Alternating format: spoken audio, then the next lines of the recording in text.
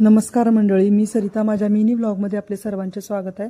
तर आज मला आली होती, म्हणजे आदल्या दिवशी आली होती मला मिसळची ऑर्डर. 15 मिसळची ऑर्डर होती. तर मी खूप छान पद्धतीने कोल्हापुरी पद्धतीने मिसळ केली होती. लाल भडक जरी दिसत असली तर एवढी तिखट नव्हती. त्यानंतर मी दह्याचे पॅकिंग छोटे छोटे केले. त्यानंतर लिंबू, कांदा, टमॅटोचे सुद्धा पॅकिंग केले. ज्यांनी डबे दिले होते त्यांचे डबे मी भरून दिले. आणि पावसुद्धा मी पॅकिंग व्यवस्थित केले. फरसाणा पॅकिंग केले आणि सर्व जिकडे तिकडे पाठवून दिले. त्यानंतर मिसळ भरताना थंड झाल्यावरच मी ह्या बॉक्समध्ये भरलेले आहे, म्हणजे डबे.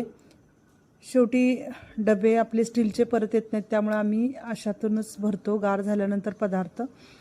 आणि त्यानंतर तुम्हाला अशा जर पद्धतीच्या मिसळपाव किंवा वडापाव किंवा पांढरा तांबडा रस्सा किंवा बिर्याणी व्हेज नॉनव्हेज असे ऑर्डर द्यायचे असतील तर खालील नंबरवर संपर्क साधा.